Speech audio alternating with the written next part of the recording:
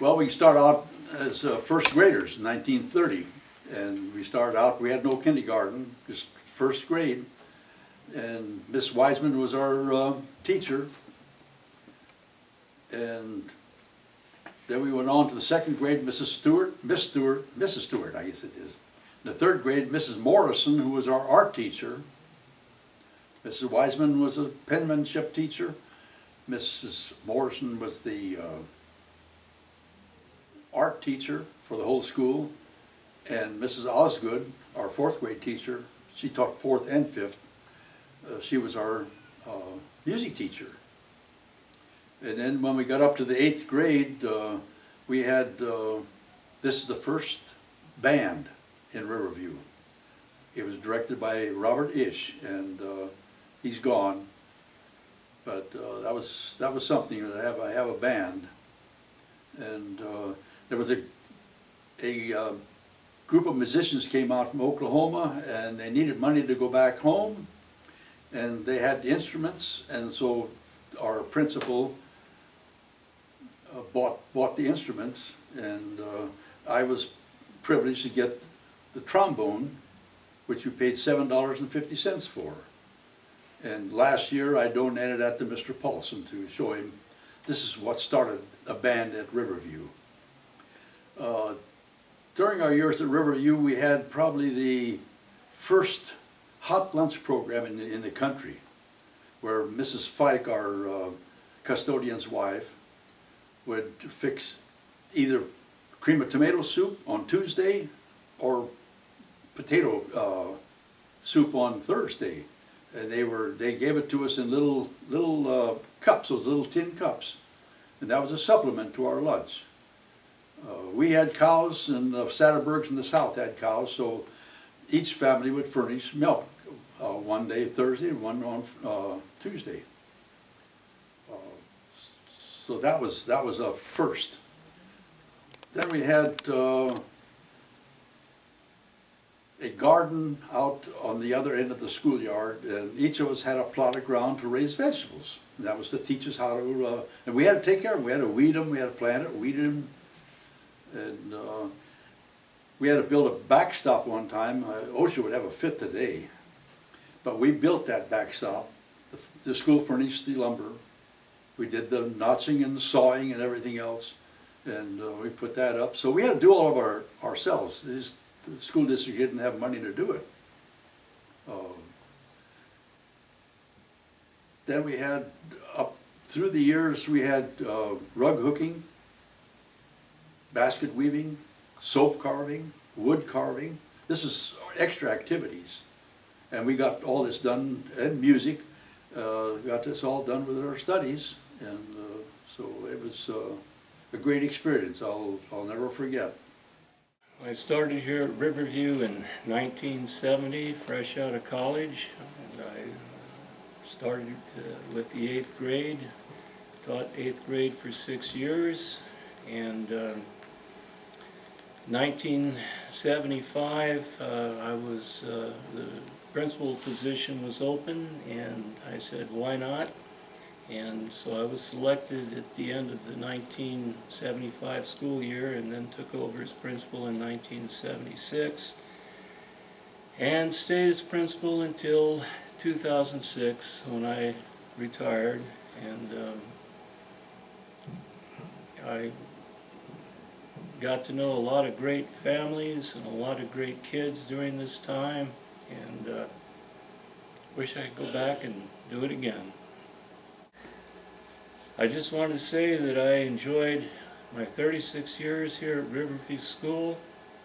It's always been the best school around, continues to be the best school around, and I thank everyone for giving me the chance to work here for those years and meet a lot of nice people and great kids. Always remember this. Thank you. My name's Rick Lane, and I attended Riverview School from 1962 to 1971. And during those years, I was known as Ricky. So whenever I run into someone who, nowadays, they still call me Ricky. That's what I went by. my experience here at Riverview School was a wonderful experience. I enjoyed being here as a student for the 9 years that I was here. I think some of the things I remember most about it were the teachers in the old brick building out in front. It was a glorious building. I had classes in there all the way from first to I think 5th grade. And so I got to experience some of the old classrooms with the old clanky radiator heaters and cloak rooms where you get to go back and hang up your coat and hide out once in a while if you teacher didn't know. That was fun. I think, you know, all through the years I had some excellent teachers, starting with my kindergarten teacher, Miss Conrad, who at the time when I had her, I thought she was a very old lady, and I found out she lived well into her 90s. She was a very young lady when I had her. But I guess teachers appear to be older when you're younger, I suppose. But I remember my kindergarten experience vividly. I remember our time when we'd sit down and have our milk and cracker, and that was always a nice time. Mrs. Conrad would have us sit on the carpet and do story time. That was always fun. It was basically a time for me to be able to socialize with other boys and girls because I lived out in the country. I was an only child for a while. I had older brothers and sisters, so I was kind of the only one at home. And so that was a good time to get to make friends. I do have one story that kind of relates to my kindergarten years. At that time we had a bus driver, and he was the head custodian here. His name was Mr. Lawrence. And he actually lived in the old brick building upstairs with his family. Just a nice man. I remember him vividly. And my dog Rex used to come down to the school almost every day. Rex loved to come down. I lived about 2 miles from here. He'd come down to school, and there he'd be out in the playground running around. And Mr. Lawrence and his family, they kind of took a liking to Rex. As a matter of fact, at one time they wanted to adopt him. They didn't realize, they thought he was just a stray dog running around. But until he found out he was my dog. Anyway, one afternoon Rex was here, and it was time to go home at noon. And so I got on the bus, and I told Mr. Lawrence, "That's my dog, there's Rex." Yeah, and he knew, of course. Anyway, he said, "Rex, come on, get on the bus." And Rex got up on the bus, and he rode all the way home up in the front by the gear shift there in the front of the bus. And that was, I'll never forget that. I'll never forget that. That was, you know, that was quite neat for him to do that, let my dog ride home. So that was cool. That was in kindergarten. My primary grade years, first, second, third, were all wonderful years. I think out of those 3 grades, first, second, third, I had a teacher, Mary Newton. She was my second grade teacher. And what I remember most about Mrs. Newton, probably one of my most favorite teachers, she would tell us how much she loved us, and just made us feel good. And I remember in those days, and the academics weren't so strenuous as they are now, we'd get done with some of our work, and she'd let us have a little free choice time. And she had all these activities. She'd have puzzles and just board games. And I remember she had a train set.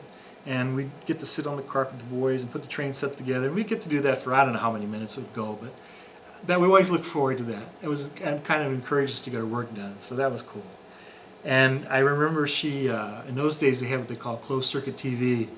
And we had this old archaic looking TV in the room on a TV stand.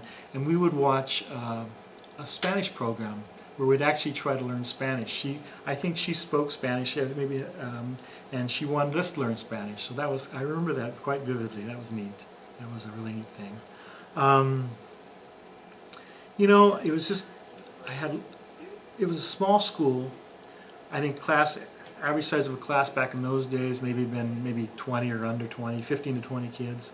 So you knew everyone. You knew everyone. You were it's like a family. And we all got along really, really well.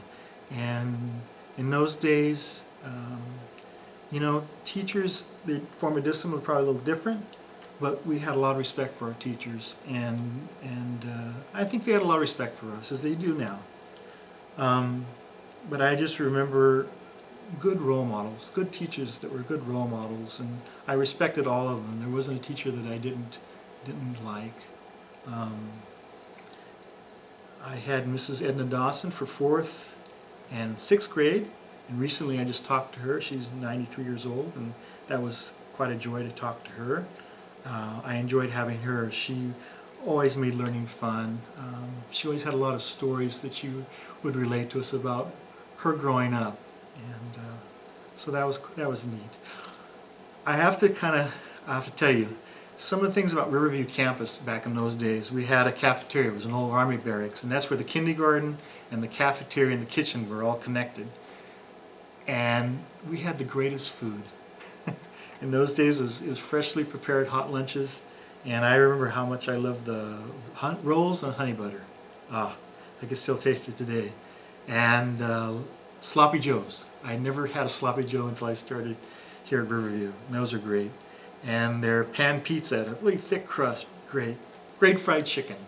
And one of the privileges we had, if we got to serve for a whole week on the Friday, we got a popsicle, and we always would look forward to serving in the cafeteria or helping clean tables so we could get that popsicle. So that was cool. That was cool.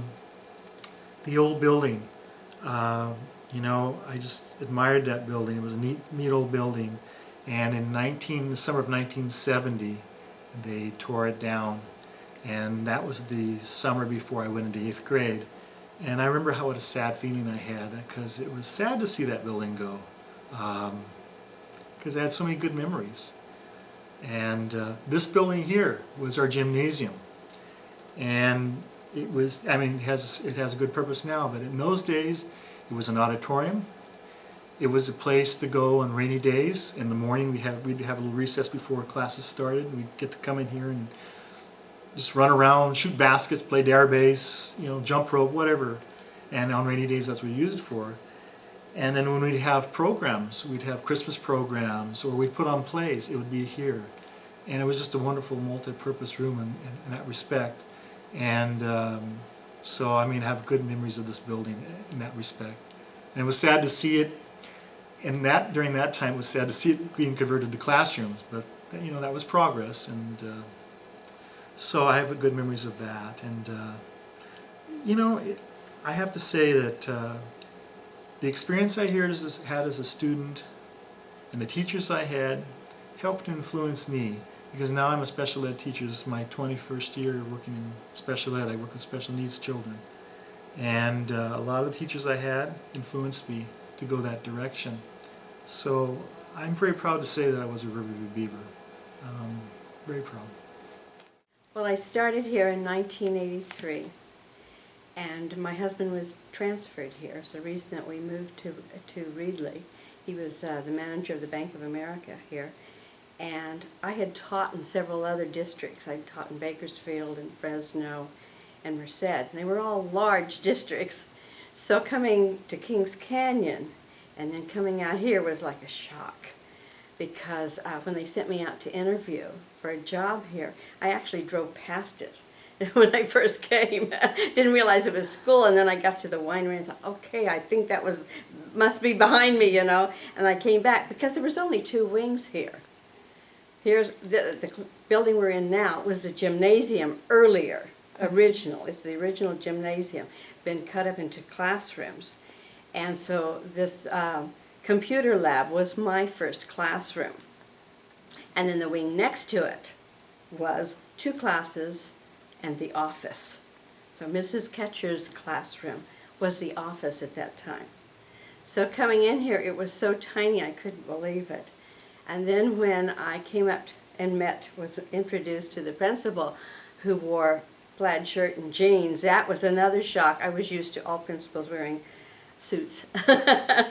So I interviewed, and I really liked him, and I liked his attitude, but I thought, this is too little. I don't think I really want to be here. But I thought, okay, I'll take it, I'll get started, and maybe transfer someplace else in a few years. But as it turned out, I liked it so well. I liked the whole attitude, the whole idea of Riverview so much that I ended up staying here the whole 24 years that I taught here. I stayed here. And I really, really liked it because Riverview stood for honesty and education, and it had very high aspirations for all students, no matter who. And we did everything that we could to help every student to do well. And the parents were so incredibly supportive, always. The principal was incredibly supportive, always. The superintendent was John Rogalski at the time. He was the one who hired me. And he also was very supportive. Another thing that really impressed me was that the board member for Riverview at that time, Mr. Avey, would actually come out and talk to the teachers and ask them their opinions about things that they were doing and contemplating doing and how things were affecting us and just how were things going. And I thought, that's fantastic. I'd never even met a board member in any of my other districts. So I was very impressed with that. And I just enjoyed it the whole time. And Mr. Panzak retired a few years before I did, a year and a half I think it was, before I did. That whole time I really enjoyed working with him, with all of the other teachers that were here, and there were only 5 of us when I came. Barbara Peterson was the kindergarten first grade teacher, and I was the second, third grade teacher, and Terry Braun was the 4th, 5th, and Elaine Davidson was the 6th, 7th. Mr. Panzak took the 8th, except for English. Another teacher came in and taught English to the kids. So that was it. And it was, we just worked so well together. Everybody worked well together. The kids were all on the playground at the same time.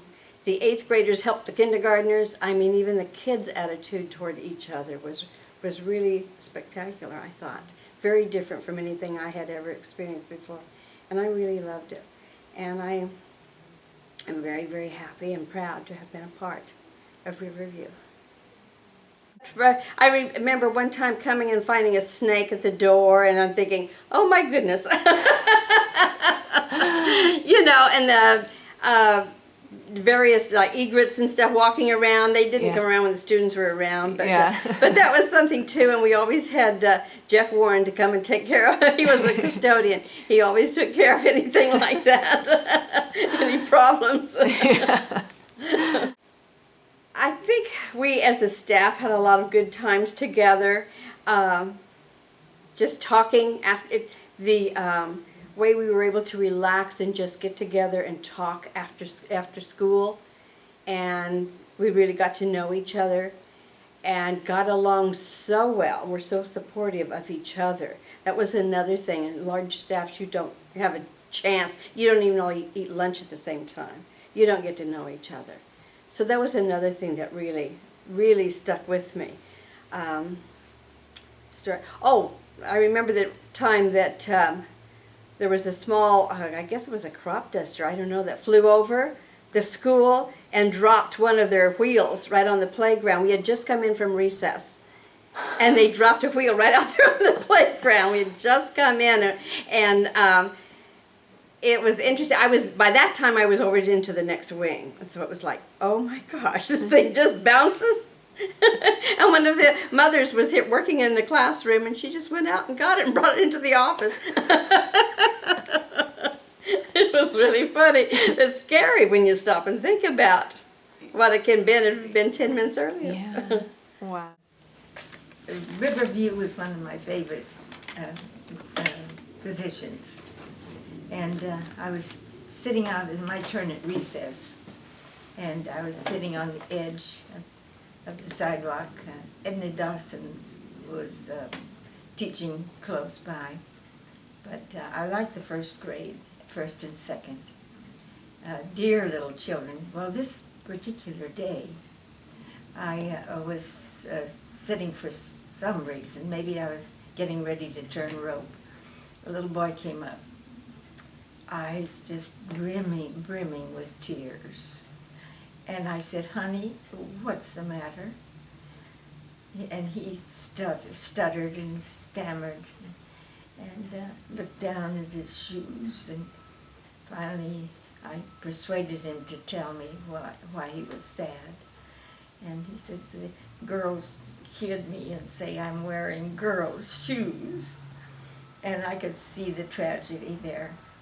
And we talked for a while, and I said, I want to come on with me to the cloakroom, which was just behind us. And I drew around his foot. And I said, I'm going to buy you a pair of shoes. And went to the store and picked out a pair that would fit the frame of his little foot. And gave it the next day. I put them in the closet. And I said, honey, go on into the closet and see. I have something for you. And he was delighted. He wasn't in my grade, but he might have been in the second grade. But I don't remember the name. Yeah. But that was one of the highlights in my life. I think a lot of teachers spend their own money sometimes on little gifts like that. Yeah. And I think it's a calling. Really is a calling. So I think that teaching, I love it. I just like, I guess I would like any grade, but mainly I got started with the first and second. And I rather teach than eat. I love the little children. One time a little boy brought, oh, I'll have to show it to you sometime. It was a marble game made of wood. I said, honey, where did you get that? My dad made it, or my grandpa. I said, oh, honey, I'd love to have one. I'll pay him for it if you can get your grandpa to make one for me. And so I have that at home. And it is the star game in my family for little children. It's been a wonderful place to work, and it's been just a real privilege to be involved with the community over here. First year was 1969. That was when the old brick Riverview was here. And I taught a fourth grade room. I remember it was a little unusual because my class was real small at that time. And Washington School was overcrowded. And so they bused 10 fourth grade kids into my class. And not really realizing the kind of stress that they were under, and really not very happy about having to leave their friends at Washington and come over here, as well as their parents having to make that adjustment.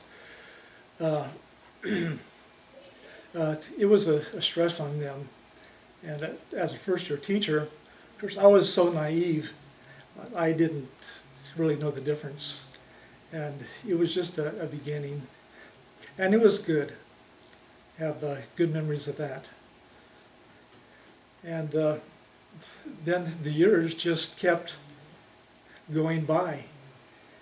And kind of developed teaching style. I enjoyed being in front of the classroom.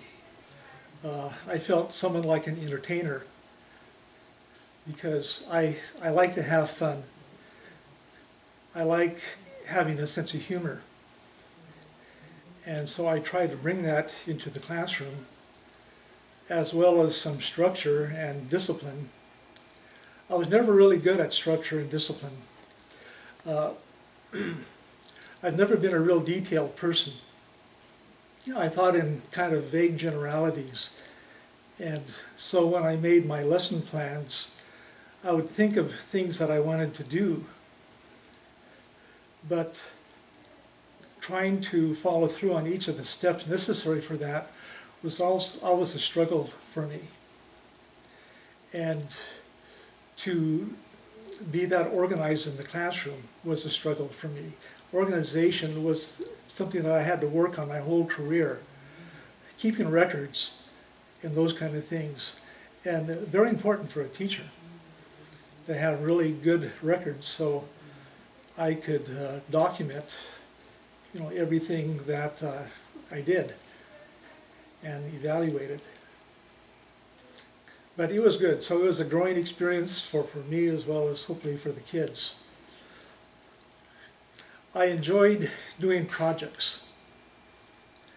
I really liked projects, especially in science and social studies. Did a lot of group work, especially as the later years of my teaching, did a lot of things like that. And that takes a lot of organization. And so I really had to work at that. And there's always hassles doing group work. You have to make sure the kids got along.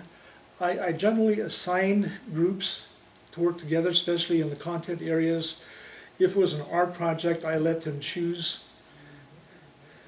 And overall, I thought it was profitable. But there's always individuals who have difficulty working together in groups. And it was not as easy to evaluate individuals when they worked in groups, because you always had individuals who did a lot of the work and other kids who did very little of the work. And to give their project a grade was difficult.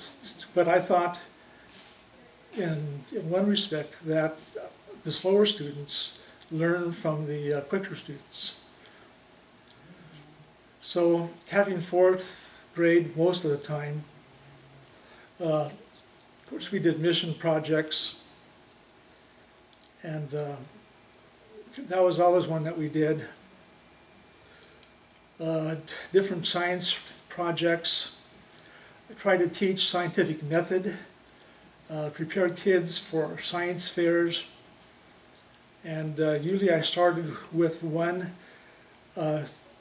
that we started in our science book on geology, and that was, we talked about volcanoes, and I would create a volcano using vinegar and some kind of other solution that made it boil up, and I would put a bottle of that solution in a bucket and fill it with dirt and have it tapered up like a volcano, and then I would pour the magic ingredient into the top of it, and then it would spew out, type of thing.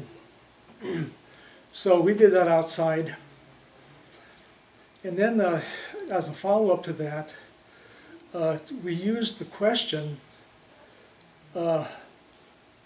will plants grow up under the ash? And to do this project, I gave them different kinds of seeds, radish seeds probably, and sunflower, and green bean seeds, and put them in soil. And then for the ash, we would put several layers of just black construction paper torn up into little pieces. So there was about 2 or 3 inches of paper on top of them. And then we would water and see what would happen. And then we put this on a display board like you would for a science fair, except that everybody had the same project. And I gave them all the information they needed. So they had to come up with their a title, which was up from the ashes, and then their hypotheses, which they all thought would happen, the procedures, some research, if they could find some research. If there was any growth, they would graph that for the different plants, and came up with a conclusion. So we did stuff like that.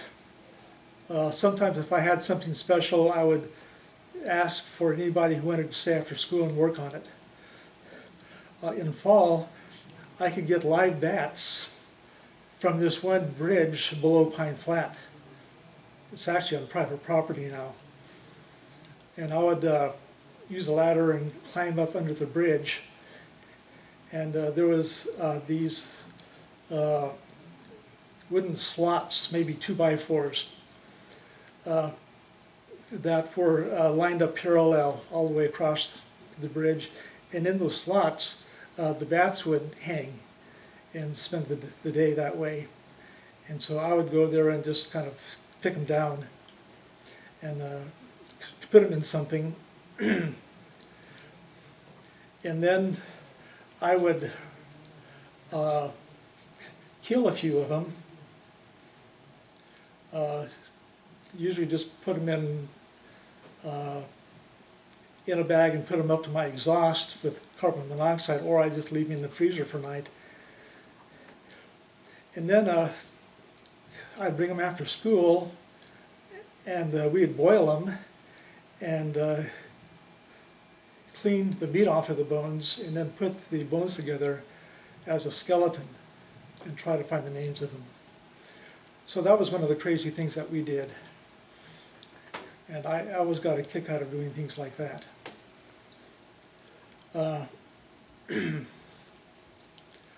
I like doing special field trips on Saturdays when I could work with a small group. We did field trips with the whole class during the day with a bus full of kids, and that was okay, but it was always stressful taking those kind of trips with everybody along and the hassles that go with that. But with a small group, I could get a lot more done and really enjoyed them. I started off taking kids to Lost Lake, which is below Friant Dam on the San Joaquin River. And this was part of a bird study that we did. And we basically looked at birds. I borrowed the binoculars from the SciCon program, since I also worked with SciCon at that time. And we would drive up there to Lost Lake, which is now a county park.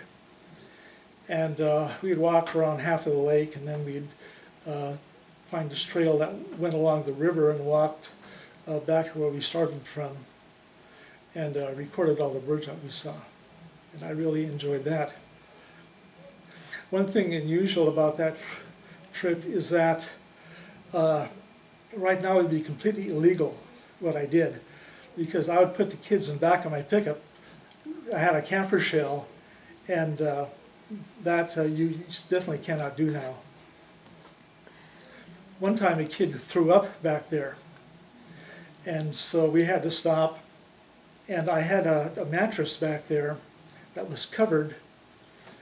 My wife covered this mattress, and we use that for camping, so that's what I had back there. And so we got all the kids out, and I just passed that wet end in dirt and tried to sweep it clean and put the kids back in, and we went on our way.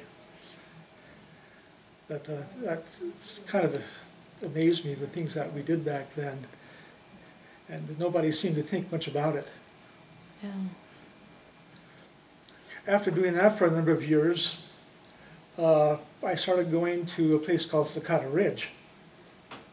And I went up there for many years, usually taking 3 Saturdays in spring, taking anywhere from 6 to 8, 9 kids. Sometimes parents would go, and if there's room in the van, at that time I did take a district van, and the parents would drive in the van, or they would take their own vehicles. And Cicada Ridge is a place behind Pine Flat, near the back of the lake. And it required about a mile hike, climbing about 1,000 feet. And there was a beautiful meadow on the top of that ridge. There was an Indian site with potholes. And the first thing we did with the kids once we got there was I'd sit them down on, there were some flat rocks where there were like Indian had burrowed their holes in the rock to grind acorns. And we talk about the Indians who lived there. And there was a lot of obsidian chips around that area, around the rocks where the Indians would live. And so we looked for obsidian chips. There's no native obsidian in the area. Everything is granite or slate, but mostly granite. And so if we found an obsidian chip, then we knew that it was from a Native American. And we could usually find quite a few of them, little pieces. And over the years, we found several beads and some arrowheads. So that was a good activity. And since I love nature, we did nature the whole time too, from the wildflowers to birds to whatever else we could find. Usually a lot of newts in the creek, some reptiles, skinks, gopher snakes, garter snakes, and insects, butterflies. And I made a list of the different kinds of plants and animals you would expect to see up there, and made a little booklet out of that, and so that was our checklist. And so we had some good experiences doing that. Some of my fondest memories of that were Sakata Ridge. One of my really fond memories of teaching at Riverview was the staff. We had wonderful people out here. Everybody just worked tooth and nails all the time. It was just work. And they were very dedicated. And it turned out that John Panzak and our custodian for most of the time I was here, Jeff Warren, we loved to fish. And so we would go fishing occasionally together, usually on a Saturday. And we had some good trips, but it seemed like I always got in trouble, or something would happen. That was my fault. And this happened one time when we left early on a Saturday morning and went to Edison Lake. Edison Lake is about a 2.5, maybe even 3-hour drive way up past Huntington Lake. You have to go over Kaiser Ridge, and you have a good road until you get about 9 miles above Huntington, and then it becomes a real small, rutted, just a single lane road. And this was in November, probably late November. It had not snowed much that year, and so we felt pretty good about driving up there. And we'd leave early in the morning, maybe 3 or 4 o'clock, so we could get up there by the time that the sun was just starting to break at dawn, and we could start to fish. And we had been there once before and did pretty well. The brown trout seemed to be biting in fall. So we went up there this time, and as we got close to Mono Hot Springs, there's a steep drop in the road that goes down to the hot springs and crosses the south branch of the San Joaquin River. And so we got to that point, and we started going down, which ordinarily is no problem. And all of a sudden, I realized that we were on ice, and it was solid ice underneath the pickup, and I was driving. And so I stopped, and at that point, I could not back up. The wheels just spun in reverse.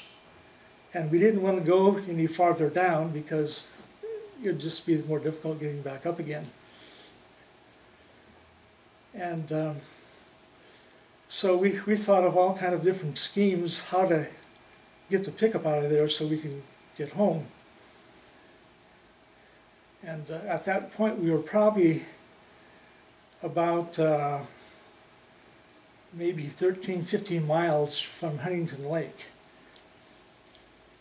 And that's a pretty good walk out of there. And we waited and tried backing up and trying to get out of there, and it just didn't work. And we got into the afternoon, and we thought, well, if we're going to get out, we better start walking now. And so we did. we started walking out.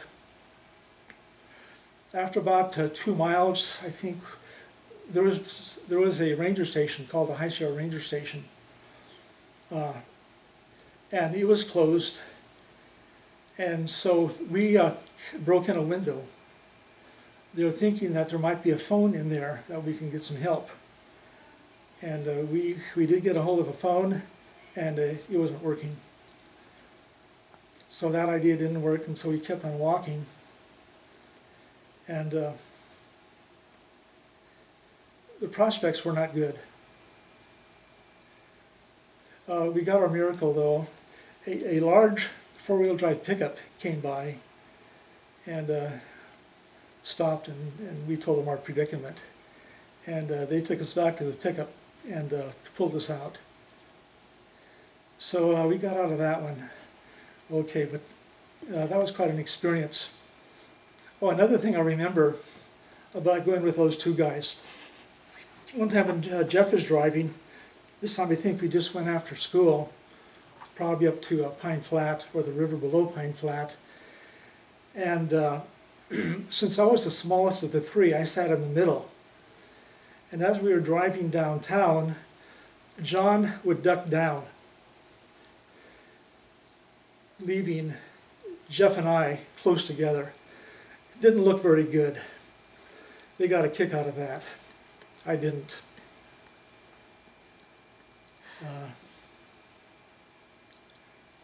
Another trip that we all took was one Saturday. We went to San Luis Reservoir.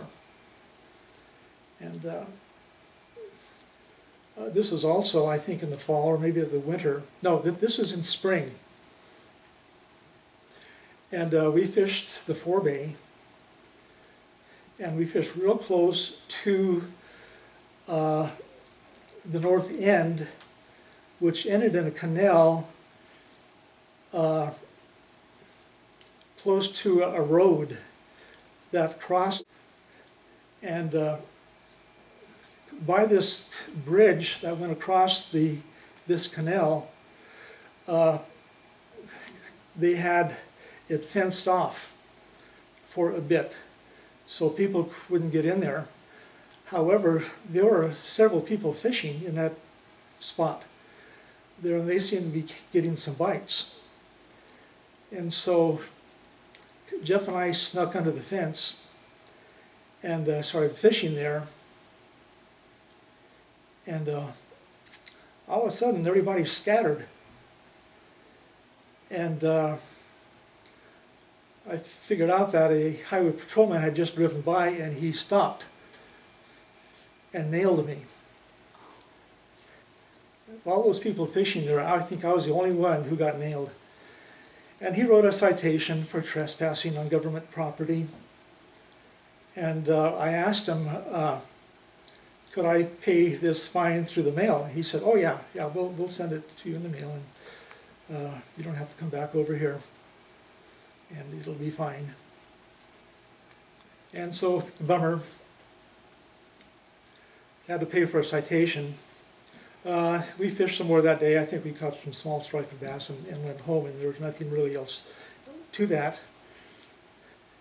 And over time, I kind of forgot about that ticket, and I'm kind of thinking maybe they forgot about it, or I don't know what happened. Until an officer arrived at our front door. And it was one of the relay officers, and said that he had a warrant out for my arrest because I haven't paid a citation. So I told him, but he told me that they were going to send it through the mail. And he said, that doesn't matter. He says, you need to call the judge in Los Banos in a hurry and get on down there and get this taken care of.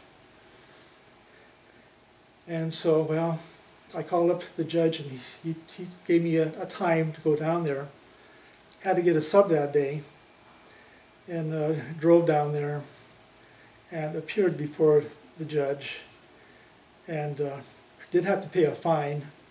He was very kind to me, and when I told him the situation, he kind of understood, but he still fined me. I did have the whole day off, however, and so I went to the wildlife refuge and looked at birds that afternoon. So it was a pretty good trip after all. But that was another memory that I had. I really miss Jeff. Jeff and I were more fishing buddies than with John, and the two of us did a lot of fishing together. Usually the last Friday that we were on duty, school would be out on a Thursday, and then Friday we'd clean up, and shortly after lunch John would check us out and we'd go. And so Jeff and I would go fishing, and we'd camp overnight. And we went up to Edison or to Courtright Reservoir, and we had some really fond memories.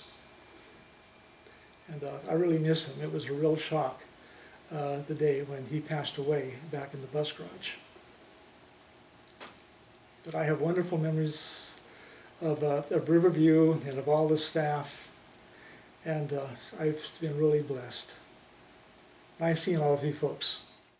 Tony Clausen. I started at Riverview in kindergarten in 1959 with Mrs. Conrad as our teacher, and it was in the old bungalow cafeteria building. It was cafeteria, kindergarten class, and the music room on the other end of it.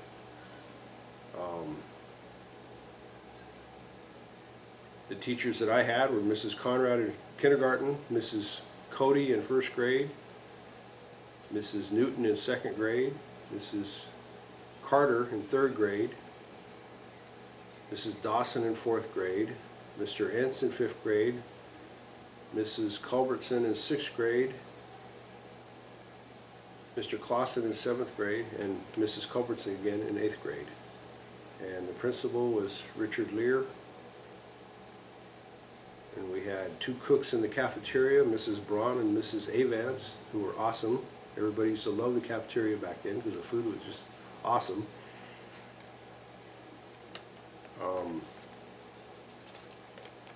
I remember the playground in front of the old brick building up in front, and where we were allowed to play through third grade, I believe. And then we had to go out with the big, we were big kids then. So I watched them build this gymnasium, and in the building where 4, 5, and 6 here are, looking out the windows, back windows of the old building. I remember when Betty Clark started working here as a secretary bus driver. And when I first started here, the custodian, Mr. Vic Lawrence, lived with his family up in the apartment above in the second floor of the old building, right in the center, with his sons Richard and Gary Lawrence. That was the son, youngest son. What about you guys? When I was in first and second grade, I remember where the cafeteria is now. We would have all those trees and all the open grass where we could play, and we could run around back there. And I also remember watching the cafeteria be built, and the older library, the one that, this library used to be the lunchroom, and then the older one is now for ASP. I remember playing hide and seek and things in there. And I remember watching the playground be built, and then unbuilt, and then built again. And the swings got shorter. Nobody liked that the swings got shorter. I was in a combined class from first grade clear through seventh grade with the class ahead of us because our two classes were so small. And then I think our 8th grade graduating class was 13 or 14 kids. And they had to import some kids from town, some overflow kids from town, to make that class big enough. So. And the playground now, they changed it. There used to be a jungle gym and a monkey bars and a couple other Metal slide. metal slide and a couple other things, but they took them out, and that made some of us sad because we liked those. But then we got the new 2 playgrounds, and then there's the place back behind the cafeteria. Me and my friends sometimes go, and play basketball or toss the ball on the ramp up there. It's fun. Yeah, there's the new multi-purpose room, cafeteria, band room thing. We had an old merry-go-round out front here that we could get somebody hanging on and get it spinning so fast that they would be horizontal to the ground, hanging, spinning around and around and around. And then there was another one that was built on it had 4 chains with old rubber hose on it. And it was the same thing as a merry-go-round. You could hang on to it and spin 4 kids around and basically do the same things. You get it going around as fast as you could and then let go to see how far you would fly and wipe out on the grass. I don't remember anybody ever breaking anything, but we could fly pretty far. I remember a tree, after a heavy rain winter, one of the big pine trees up front by where the bell is that came down. Well, we saw it. We just happened to have the classroom door open and saw it fall down. And I think I was in 2nd or 3rd grade when that happened. The little pine tree came down. That was exciting. It was big talk, you know. I remember when the cafeteria used to be in the library where it is now, and we'd always go to get our hot lunches there and then go out the back door. And there would be a long, long line because everybody kindergarten through 1st through 8th grade would all be going through the same doors, and it took a long time. So, and then we'd line up by Mrs. Ketcher's room and right there, and it would be like just a big clump of people carrying big lunch trays. I remember morning and afternoon kindergarten. I was in the morning kindergarten, and then I got to go home and watch cartoons. I'm Levada Brandt, and I taught at Riverview for 5 years, from 1967 to 1972. They were very happy years. I enjoyed it very much, and I hated to leave. But it was not really my choice in a way, but I had left. I taught with Mr. Braun for a number of years and many other the teachers that were there. And I really enjoyed my time.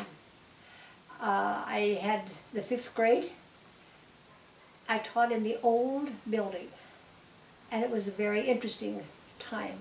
The rooms were not as large as the normal classroom, and one year they bussed over about, I don't know, maybe 10 students from Washington School, and it was like teaching in an elevator, wall-to-wall students, desks. That was quite a heavy load that year because I had as high as 36 students. Since it was the old building, the walls were beginning to move out because it was a brick building. One day we went out to PE in the forenoon, and we came in, and a little boy from the back room came, whispered in my ear, "Mrs. Brandt, there's a snake back here." I am rather squeamish, so I tried to be cool, and I said, "Well, let's catch it." So he caught it. We put it in a container, put a lid on it, and we decided that we were going to put it on display for the evening because it was open house. We took the little book that was entitled "The Snake That Went to School" alongside it, and in the evening, the parents and the friends oohed and awed over the snake. Early the next morning when I arrived at school, the snake was gone. And for weeks after that, I opened my desk very carefully for fear that snake would be curled up somewhere in that desk, but it never showed up, thank goodness. It was 3 years in that old building, and then they condemned the old building and decided it was torn down. There was also another building alongside that everybody called the gym, and they decided to convert that into classrooms.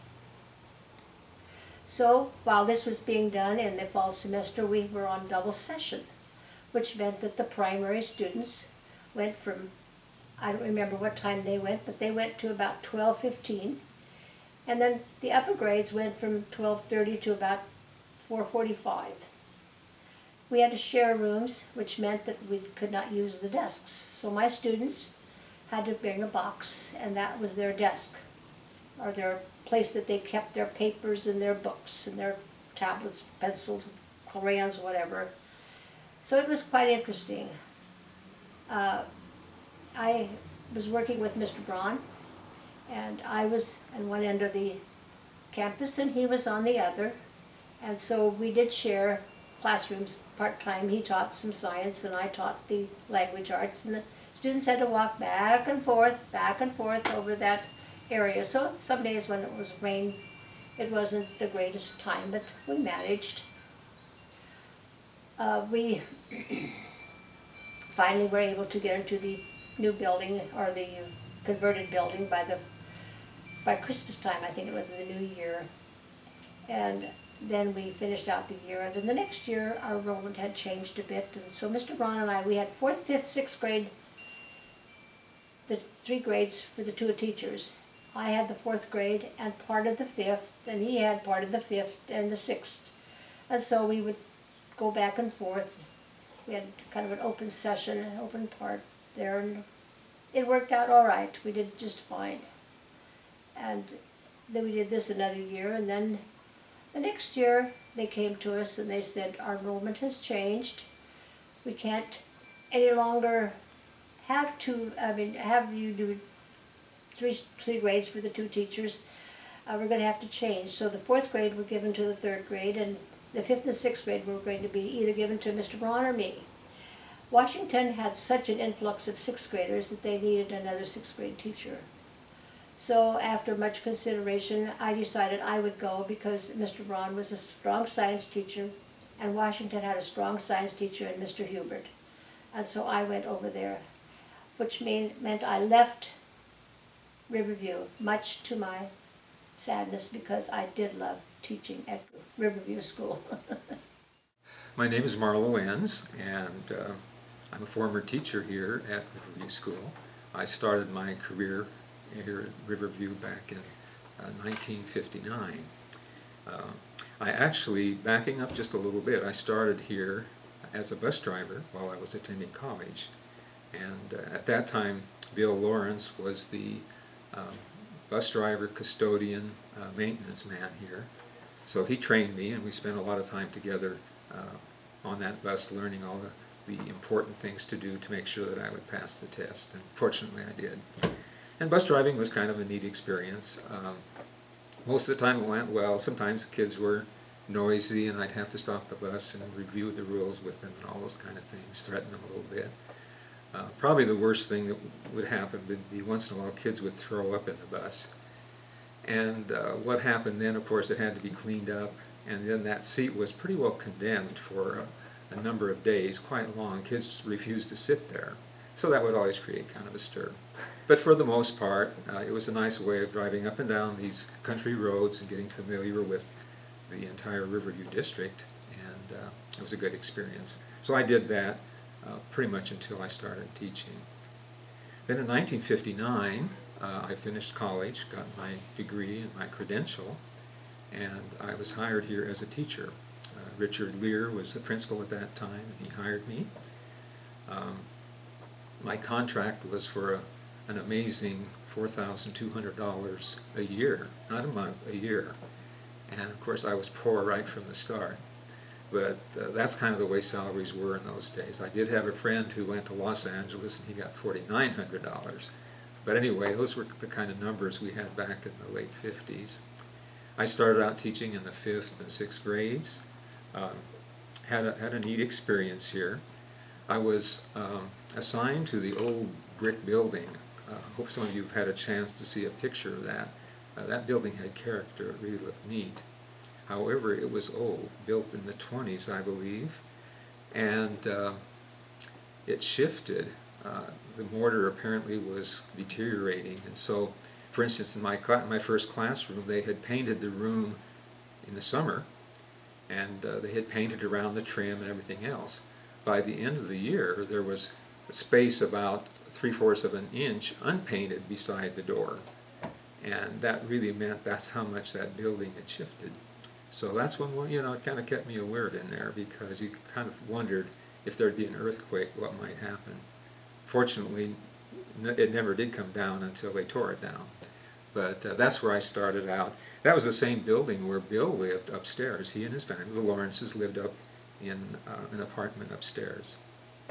And as I said, Bill taught me I'm reverting back a little bit, he taught me the bus driving thing, and he was always anxious to get off campus because he lived here day and night, and so he'd like to go down to Kelly's or something with me and get a Coke or whatever. And so anyhow, I had a neat relationship with him. He was a good friend, and we spent a lot of time together. The community here was a very loyal community. They felt very strongly about this school. They were especially proud of this gym, which was a gym at that time, and they felt badly when the district, broke it up into classrooms and so forth. But the community was very proud of the school, very loyal. The board members, of course, came from this area. They were all, I think they were all in agriculture, all farmers, and friendly people and just good to work for. And so it was a good experience. The parents also were very supportive. I can remember one parent during a parent conference said that she said, "Oh, our family is reading the 6th grade science book together this year," and she said, "We're really enjoying the curriculum this year." And I thought, well, that's pretty neat. You don't hear that too often where parents are that involved that they're studying the material together with their child. And so anyhow, that was that was a typical kind of parent, and we had a lot of those here at our school. Riverview has, of course, I think, a history of being a good school going way back. It was a good school when I started here way back in the late 50s, and it's continued to have a good, strong reputation. I know that in recent years it's been a particularly outstanding reputation for having high test scores and just being a high academic school, which is great. My wife recently had an appointment in Fresno with a surgeon who had done surgery for her, and I went along with her, and when we visited that particular waiting room, I looked at the wall and they listed all the different doctors that were working in that particular facility, and I saw the name Michael Maruyama, and I said, "Oh, I had a Michael Maruyama back in the 6th grade at Riverview." And so anyhow, I sat down and waited while she had her appointment, and she mentioned to her doctor the thing about Michael Maruyama being a former student. And she said, "Oh, well, let me go get him and have him see you." So she told Michael that I was there, and he came out and greeted me. We had a nice little chat together, and he said something that I still remember. He said, "I'd like to thank you for the outstanding education that I received at Riverview School." And that was a real nice moment, and I really appreciated that comment. And I'm sure there are many other, well, I know there are many other students who have done very well as they've gone on from Riverview School. And so I just like to commend the people who have made this a great school, and those who are working here now, encouraging them to keep up that high standard. And I want to congratulate all the people who are involved here with your 90-year celebration. Hi, my name is Michael Lawrence. Some of you may remember my mother and father from about 55 to maybe 62, I think it was. My father was Bill Lawrence. My mother was Joan.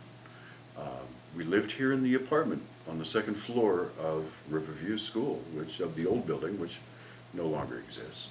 As I understand, we were the last family to live in that apartment, primarily because the building was separating up top, and it was condemned later on.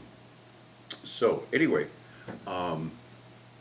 but growing up here, this was my yard. This was mine. And how dare these kids come in here when I come to school the first day in kindergarten and start taking the place over and acting like it belongs to them. This was not acceptable. So Mrs. Conrad, kindergarten teacher, first day, ended up sending me home because Dean Tonison wanted to slide down my slide. And I didn't want him to slide down my slide, so I hit him. That ended up with me being sent home. First day of school, just a preview of things probably to come. But it was a great experience. All of my early years and thoughts and memories and things like this are all tied up with the school. And primarily the people around that lived here and were associated in the district, and the kids that came floating in and out. Because we lived in the school. Everybody came to the school. It was just that kind of a situation. But Dad passed in 1962, and Mom is gone now also. So is my brother. But this is really kind of great, being able to come back and be able to see what changes have taken place, and just walk down memory lane and realize that so many of the people I interact with every single day around town, I've got the same memories because we were all in the same place and doing the same thing at the same time. It was good stuff, good stuff. Well, I started at Riverview in 1988, and I was there for 8 years.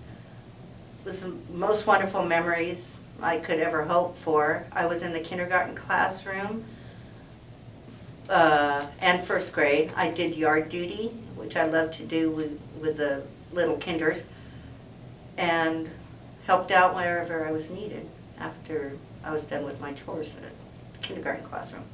Okay, of course, Mr. Panzak always had his little beanie cap on. He was out at recess, every recess, it didn't matter, and he loved the kids, and it was so apparent how much John cared for the kids and the school.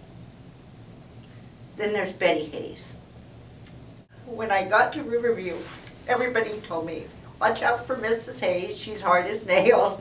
And I, of course, was like, oh, scared to death of her, which a lot of people were. You soon come find out that Miss Betty Hayes had a heart of gold and loved the kids and loved people. She just had to put up her little front. We took tortoise classes together. We talked turtles all the time, and I would go to her house and we would look at her turtles and my turtles and compare notes. She's a wonderful lady. We just lost her last week, and I'm sorry about that. I'll miss her. Then I want to talk about Jeff Warren, because he was the most awesome custodian. He was way more than a custodian at Riverview. He was everybody's friend. We always knew that you could count on Jeff to do what needed to be done. He had, when he had to trap gophers out there, I remember this because I'm an animal person and so was he would take them, and he had a little platform that he had stuck onto the telephone pole, and he would put the dead gophers up there, and the red-tailed hawks would fly in and they would pick them up, which I thought was really cool, because even though he had to get rid of the gophers, they didn't go to waste. One year we had weasels come through there, and they took care of the gopher problem. We all enjoyed that. That was a kick, the kids included. The memories mostly that I remember are how close everybody was. Our kindergartners buddied up with our 8th graders. We had wonderful kids. There wasn't a bad kid in the bunch, none of them. And sometimes that made my daughter really frustrated, because I'd tell her about my little angels at Riverview. But we loved each other, and we knew, be it schoolwork or something that was going on in your life, you could count on anybody at Riverview at any time to step up and help you and be with you to get you through whatever you needed to. And we still see a lot of the kids, a lot of the people, the teachers have become administrators. We have kids that became teachers. It was just a wonderful, wonderful time. It was some of the best years of my life. And that's what I have to say about Riverview. Go Beavers! I'm the first of 3 generations at Riverview. I started, I graduated in 1952, which is 60 years from now. 60 years, that seems awful. It seems like more than a lifetime. I mean, it seems like it was more than 60 years ago, but that's not true. So, and one of the things I had all problem throughout my life is I can't remember anything about my first three grades. And I was talking to Bozo about, well, he's Bozo, alto, he's famous Reedleyite, he passed away a number of years ago, but he told me about 10, 15 years ago that you don't remember because you were traumatized because you didn't know how to speak English when you started school.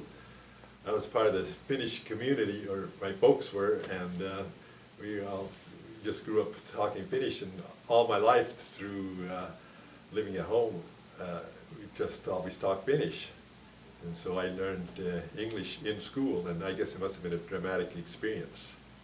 He didn't know they had to learn English in school. He thought they would all speak Finnish, I guess. I guess, I don't know. There were a lot of Finnish families in the Riverview district when I was during my age, but there's still a few left. Not very many, but few. So. Well, I'm second generation. This is my dad, Arnold Kella, and I'm Arnie Kella, and this is Jacqueline Peters, my niece. Kella Peters. Okay, there we go. And I do remember all the way back to kindergarten, and Mrs. DeRuiter, our teacher, and Mrs. Roquet, who taught also in first grade, and I think some of kindergarten. And I think my teachers are something that I remember very, very well and very fondly from being at Riverview. And we had combined classes. So we had second and third with Miss Siebert, fourth and fifth with Mr. Braun. Sixth and seventh, we had kind of went through a few teachers. We had Mrs. Davidson, Mrs. Mayseal, Mrs. Womack, and Mr. Osato. But we all survived, and we made it up to 8th grade with Mr. Panzak. And that was kind of what we all looked forward to. I mean, we had such incredible times throughout Riverview. But that 8th grade year with Mr. Panzak is something we all looked forward to. And it lived up to everything I thought it would be. Every day was very special with Mr. Panzak, both in terms of our relationship with him, our relationship with our friends, and just how much we learned, how much we achieved. I remember when I went into high school, my freshman year at Reedley High School, I did not know this, but the other kids were saying, oh, Riverview, the smart kids. And I didn't know that, and at first I thought, oh, I guess we're a bunch of nerds, but I actually was pretty proud of the fact that we had the reputation for being smart, because Riverview really did prepare us academically for the future. One of my memories, though, of Mr. Panzak, one of my first memories, was a little scary. I was in 3rd grade, and we were out in the playground, and we were caught throwing dirt at each other, and that was something that you just couldn't do. So we got pulled into the principal's office, and there were 3 of us there, and we were so scared. And Mr. Panzak comes in, and he said, well, this time I'm going to let you off, but next time, he held up this yardstick, and he slammed it over the desk, and it broke into pieces, and we were petrified. And from that point forward, I had so much respect for Mr. Panzak. But in the end, we knew he was a big teddy bear. He loved us, we loved him, and there are so many memories. But I would say those were some of the best years of my life. And if I had my way, I would have stayed in high school at Riverview if I could have, and maybe even college. It was just fantastic.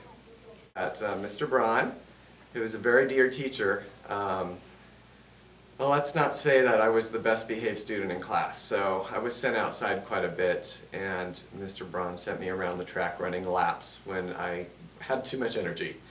And so that got me into pretty good shape, and maybe it led in some ways to a career in track and field in high school and college. So thank you, Mr. Braun. Well, like what you said about Riverview preparing us academically, that is really true.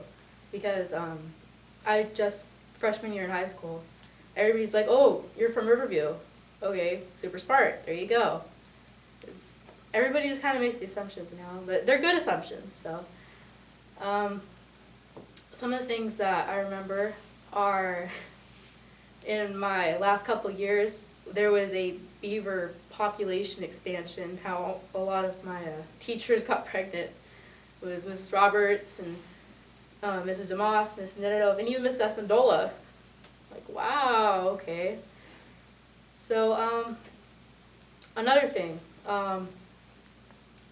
is all the fun field trips. I'm pretty lucky because I remember almost all of my field trips. There was one field trip in 7th grade when we went to Hearst Castle. On the way back, we got to stop at a beach, and somebody, I'm not going to name names, decided to bring a Speedo, and they just jumped in the water with their Speedo on. Everybody's like, oh my gosh, who's wearing a Speedo? It was kind of funny because in the beginning, nobody's like, wait, what? What's going on? By the end, everybody's like, oh, who cares? So, no, but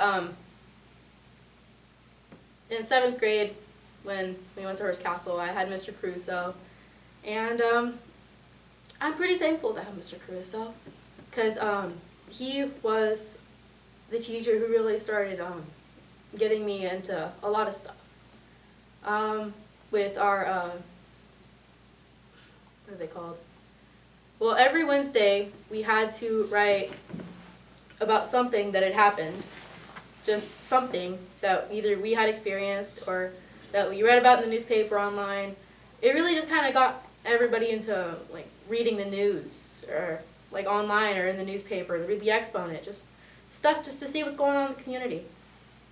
And he had it so you could type it out, and I have to thank my grandma too for helping me with all my projects and stuff. I have to say, without her, I'd probably be a little lost. There's something else. Oh, Spirit Days. Yes. You can ask just about anybody in my class, who do you think had the most spirit? Not to brag or anything, but I'm pretty sure that they would say me. I was the one who dressed up as Mickey Mouse and who had a bird nest with a fake bird in their hair for Crazy Hair Day, who dressed up as Gene Simmons for Celebrity Day with the face makeup and the hair and everything. It was really funny because when... Plugged in.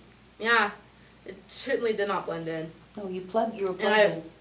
For Christmas, I dressed up as a Christmas tree, and I remember I got to sit next to an electrical outlet so I could be plugged in all the time. So I had a little star on top of my head, and it just lit up. It was really fun. Well, I'd like to say a couple words here. I'd like to brag about my son. He had high jumped, was it 5'11", in his 8th grade, during 8th grade, and then he's led into a good running career at high school. He went to the state finals twice, junior and senior years, running the 400 meters, so he got a good start there at Riverview. I guess they're dating back to Mr. Braun's. Yeah, Mr. Braun. Thank you, Mr. Braun. Yeah, well, I graduated with a class of 12, which was amazing and tiny. I don't know about you, Jacqueline. How many you had in your class? I can't remember. Was it like... I can't remember. It was a lot. Yeah. And I'm about to go to a graduation of a very close friend who I had since kindergarten at Riverview, Heather Chamori, and she is graduating from Cal with her doctorate in, I believe, not physics, but engineering. And there were 4 of us who actually were accepted at Ivy League schools out of the 12. It was just an incredible year, but it was all possible because of the education we had at Riverview. It really was. Yeah, 2 of them graduated from Stanford, Lisa Buxman and Tony Martinez. Tony Martinez, yeah. And Heather Chamori. And Arnie graduated from Columbia University in New York.